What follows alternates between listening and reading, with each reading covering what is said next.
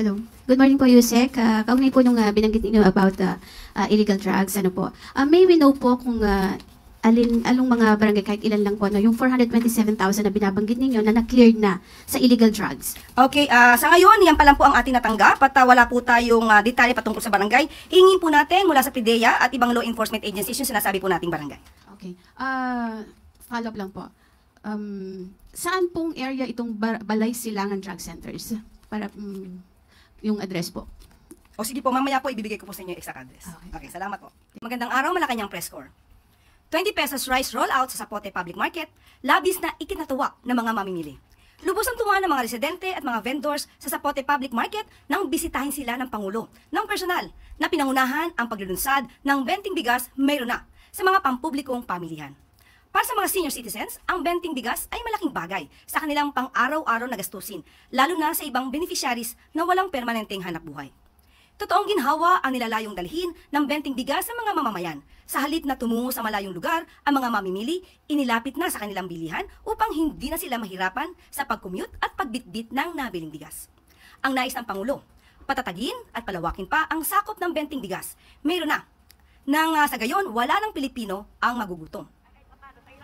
Ngayon, may 20 pesos kami mabibili at salamat sa Pangulong Bongbong Marcos. Kagaya namin nahihirap, malaking bagay sa amin, malaking tulong yan. Ito 20 pesos eh. Ang 10 kilo, 200 lang. Di ang sobra noon, mayroon pa akong pambawas ng ano ko.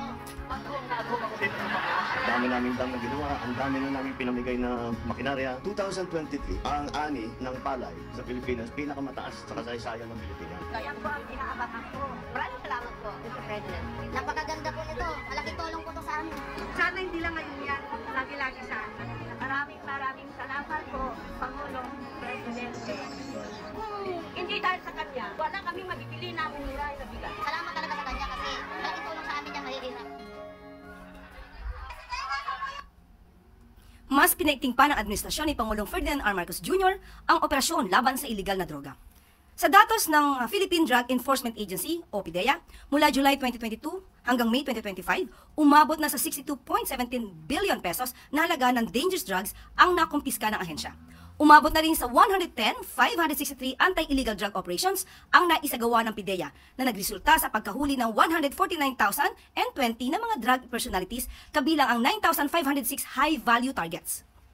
Mula July 1, 2022 hanggang May 31, 2025, umabot na sa 4,027 barangays ang naideklarang cleared sa illegal drugs. Ito ay sa ilalim ng Barangay Drug Clearing Program.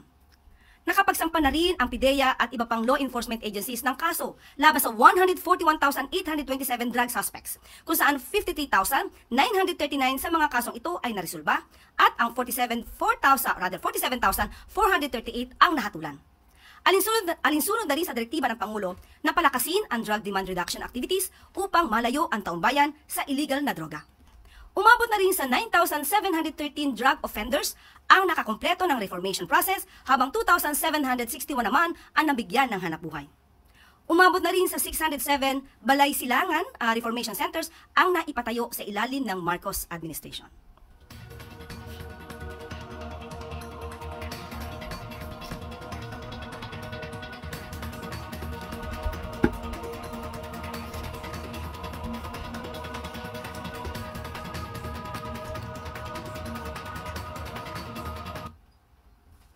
At maaari na po tayong tumanggap na inyong mga katanungan.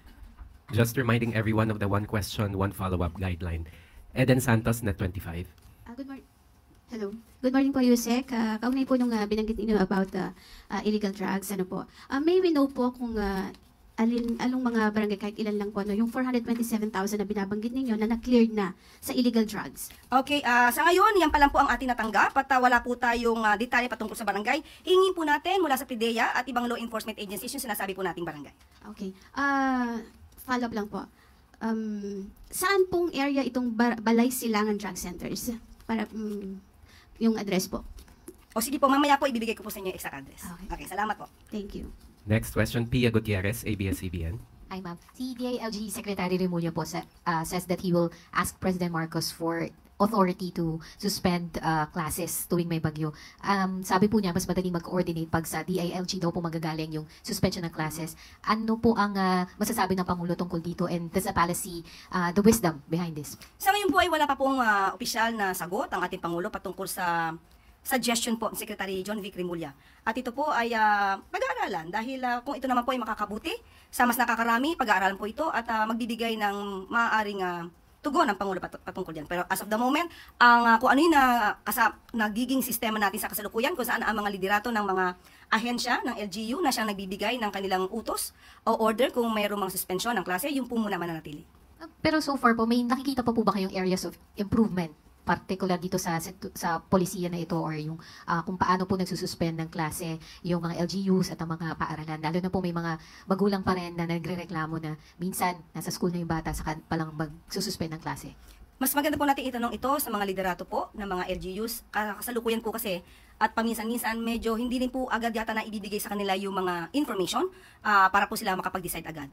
Pero sa pamamagitan po ninyo at ng taong bayan, kung maaari po makapagbigay agad ang mga heads ng LGUs ng mabilisang order o kanilang panukala kung dapat isuspende ang klase, dapat po talaga na mas mabilis para hindi pa po nakakalabas ng mga bata at mga magulang, hindi na po naiipit kung nagkaroon man ng baha o traffic. Ann Soberano, Bombo Radio. Yusek, good morning. Panahon na po ng tag-ulan at may mga bagyo na rin tayong inaasahan. So gaano po ba kahanda ang gobyerno para tugunan ang mga hindi inaasahang epekto dulot ng mga pag-ulan, pagbaha at mga posibleng bagyo na rin napaparating? May direktiba po ba si Pangulong Marcos doon sa mga concerned agencies and sa mga local government units? Yes, totoo po yan. Napapanahon na po talaga dahil ngayon ay Hunyo at nararamdaman na po natin ang tag-ulan. Kagabi lamang po ay malakas ang ulan sa aming lugar. Sa inyo siguro ay malakas din ang ulan. Pinag-utos na po ng Pangulo na agaran po ang paglilinis ng mga drainage dahil ito po ay makakatulong po na maiwasan ang mabilis na pagbaha, lalo-lalo na po dito sa Metro Manila. Ayon nga po sa MMDA, meron na po sila na 23 priority esteros sa NCR gamit ang makabagong equipment o mga machinery para po ito malinis ng agaran, itong mga estero po. At maliban po dyan, pinag-utos din po sa DOLE at saka sa DPWH. Bakit po? Dahil po maaasahan po natin yung mga tupad beneficiaries na tumulong sa paglilinis ng ating mga estero. At para naman po sa MMR or rather MMDRRMC, kailangan po yung local disaster offices ay maging handa bilang first responders sa mga ganitong klaseng mga pagkakataon. At pinag-utos na rin po ng DILG na palakasin po ang disaster preparedness measures ng bawat lokal na pamahalaan. At pinag-iiting na rin po, ayon sa DILG, at babasahin ko po, activation of emergency operation centers, evacuation preparedness, updated contingency plans, community drills and exercises, at ang enforcement of no-build zones. So asahan po natin ang mga susunod na mga hakbang ng ating mga opisyal para po mas maging handa pa sa mga darating na panahon. Mensahe na lang po ng gobyerno ng Malacanang sa ating mga kababayan, lalo na po doon sa mga lugar na prone po na daanan ng bagyo at mga pagbaha. Asahan niyo po ang gobyerno nakikilos para sa inyo, pero sana rin po, kumilos din po kayo para sa taong bayan. Iwasan na po natin magkalat, magtapon ng mga basura sa mga lugar na mas madalas na bahain. Minsan po tayo rin po ang nagiging dahilan kung bakit mabilis bumha sa ating lugar. So, maglinis po tayo, huwag po nating itapon ng basura ng walang responsibilidad. Yun lang po, sana po makatulong tayo sa bawat isa. Maraming salamat, Yusek. Christian Yosores, DZMM. Magandang umaga po, Yusek. Kahapon po may panibagong update po na nilabas yung lumabas na witness si alias Totoy doon po sa kaso ng mga missing sa Bungero, and may mga pinangalanan po siyang ilang mga kilalang personalidad. Meron po bang panibagong direktiba ang Pangulo sa mga ahensya kaugnay po ng investigasyon dito? Ito naman po ay trabaho po ng DOJ at ng ibang law enforcement agencies po natin. Sino man, anumang katayuan sa buhay, kung sila man ay personalidad na kinikilala, wala pong sisinuhin ang Pangulo at ang administrasyon. Kung may dapat na panugatan, dapat lamang po maimbestigahan ng mabuti para mabigyan ng hustisya ang mga pamilya ng sinasabi nating missing sa Bungeros. Follow-up lang po. Bukas po ba ang Pangulo sa possibility na ituring na state witness itong si alias Totoy? Depende po to sa makikita po ng DOJ, i-evaluate po ang testimony niya, at kung sino pa yung ibang mga witnesses na pwedeng gawing state witness. Depende po yan sa kanilang katapangan, sa katotohanan ng sasabihin nila, at yung pagkakataon na mag-recant sila ng kanilang mga testimony. So dapat nandoon yung tapang at paninindigan na sabihin ng katotohanan. Related question, Ana Bajo, GMA News Online. Morning po, Yusek. Ma'am, may mga information na itong si alias Totoy, si Julie Dondon Patidongan ay tumakbong mayor po sa Barobo, Surigao del Sur under Partido Federal ng Pilipinas, which the President chairs. May nababanggit po bang information or kilala po kaya personally ni Pangulong Marcos itong si Patidongan? Sa ngayon po, wala pa pong nakakarating sa atin patungkol sa ganyang issue. Hindi bali po, ipaparating po natin sa Pangulo para po maging aware din po siya. Thank you, ma'am. Kathy Valiente, Manila Times. Good morning, Yusek. Yusek, an anti-political dynasty has been reintroduced po sa 20th Congress. Ano po ang latest stance ng Pangulo regarding political dynasty po? Siguro po mas maganda kung maibibigay nila ang pinakadetalye at buong nilalaman ng bill na ito dahil mahirap po sa ngayon na mag-oo o mag-hindi ang Pangulo. Mas maganda po maibigay yung pinakadetalye dahil maaaring magandang maidulot nito sa ating bansa. At tingnan po natin, basta po ang Pangulo naman ay para sa bansa at para sa mga leader din naman, mga opisyal na gusto din naman maglingkod. So dapat balanse ang lahat. Pero ma'am, will he support such a law given na the President himself comes from a political family po? Titignan po natin. Hindi nga po natin agad masasabi kung magsusuporta ba siya o hindi siya magsusuporta. Depende po sa nilalaman ng bill mismo. Kenneth Pasyente, People's Television. Hi ma'am, good morning. Ma'am, naghain po ng panukalang batas si Senator Ping Lacson na layong i-regulate po yung paggamit ng internet ng mga minors dahil sabi po niya batay sa pag-aaral ay posible po itong magresulta sa mental health issues. Ano po yung pananaw dito ng palasyo po? Muli, kung ano yung makakabuti sa ating mga kababayan, lalong-lalo na sa mga kabataan. Kung ito po talaga ay magkakos ng mental health issues, sususugan din po ng Pangulo yan at makakakuha siya ng suporta. Basta po ito ay para sa taong bayan at lalong-lalo na para sa kabataan. Leth Narciso, DZRH. Good morning, Yusek. President Marcos expressed openness to legalizing divorce when he came to office, but he urged that the process should not be made easy. May we know po kung yung position ni Presidente sa isyong ito ay pareho pa rin o nagbago na dahil nung nakaraang Kongreso po, ito ay naaprubahan sa Kamara pero hindi lumusot sa Senado. Ngayon po, na-i-file na ulit yung bill. Sa ngayon po ay wala pa pong klarong stance ang Pangulo patungkol sa divorce bill. Sabi nga po natin, mas maganda po talagang makita kung ano yung nilalaman ng provision sa sinabi nating divorce bill. Dahil sa ating pagkakaalam, ang karaniwan doon sa mga provisions or sa mga dahilan para i-approve ang legal separation ay sinama nila para maging dahilan na rin para mapawalang bisa ang kasal. Hindi lang through legal separation.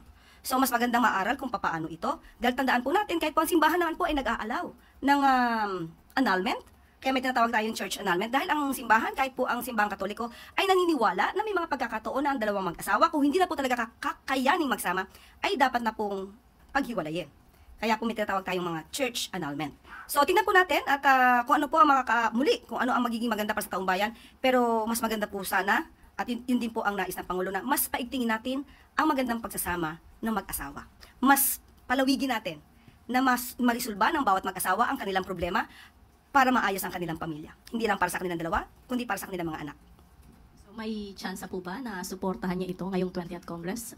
Depende po. Muli, kapag po maganda yung provisions at makikita rin po natin na ang bawat simbahan ay umaayo na ito ay dapat at nararapat, maaari po itong bigyan ng magandang tugon ng Pangulo. Clazel Pardilla, People's Television. Good morning po, Yusek. 20 pesos a kilo of rice is now available to more areas. However po, farmers worry that it could affect traders' buying price of palay at i-justify po ng mga traders yung pamamarat. How will the government respond to this at warning po sa mga traders na magta-take advantage sa mga magsasaka? Salamat po. Yan po ang ginagawa yatang dahilan para ng mga traders para bumili ng mas mura na palay mula sa mga farmers. Yan po ay walang katotohanan ayon sa DA dahil mas bumibili sila ng marami at bumibili sila ng mas marami na palay na hindi makakaapekto sa presyo pagbili ng NFA sa mga farmers. So, ang panawagan po ng gobyerno at ng pamahalaan, ang mga farmers na nakakaranas ng ganitong klaseng pagtrato ng mga traders at gusto nilang murang bilhin ang mga palay dahil ginagamit nilang excuse itong 20 pesos na programa ng Pangulo. Sabihin lamang po sa amin, sa DA, sa DILG, sa DOJ, at kami po ang magdidemanda sa mga traders na umaabuso. Muli, sa mga farmers natin, sa mga magsasaka natin, huwag po kayong matakot. Basta lamang kumpletuhin nyo ang inyong mga ebidensya hanggat maaari para po ito ay maging dahilan sa amin para sila ay habulin at idemanda. Maaari po kasi ito maging kaso na economic sabotage. Kaya wag po kayong mag-atubili na magsumbong sa amin. Finally, Ivan Mayrina, GMA Integrated News. USEC, base sa inilabas na country classifications ng World Bank, nananatili ang Pilipinas sa kategoryang lower middle income. Ito ay sa kabila ng target na maging upper middle income ang Pilipinas ngayong taong ito. What does the Paras have to say about this at ano kaya ang naging pagkukulang at bakit ganito naging resulta? Okay, inaamin po natin sa ngayon ay hindi pa po natin natutulay ang papunta sa upper middle income status. Pero maganda naman po ang nagiging progreso ng ekonomiya dahil sa gumagandang gross national income per capita simula 2024. Pero muli, pag-iibayuhin pa rin po ng pamahalaan para po kung ano man ang ating ninanais ng Pangulo para po sa ating ekonomiya at para sa taong bayan, pipilitin po natin itong maabot. Kahit po siguro mayroon pang mga kondisyon globally sa mga nangyayari ngayon, dodoblehin pa rin po ang pagsisikap ng pamahalaan para po mas maabot natin ang ninanais na maitawid natin ito sa pagiging upper middle income status. Meron po bang gagawing tweaks ang gobyerno sa mga plans and programs to prop up the economy? And is the Marcos administration still confident that we can realistically achieve this goal within its term? Yes. Lagi pong positibo ang Pangulo, pati ang economic team, pati ang buong administrasyon. So, kakayanin natin yan. Yung tweaks po, if any, what can you tell us about what the government aims to do to achieve this? Kakusapin po natin, in particular, economic team, para po mabigay natin sa inyo ang detalye patungkol dyan. Sorry, ma'am.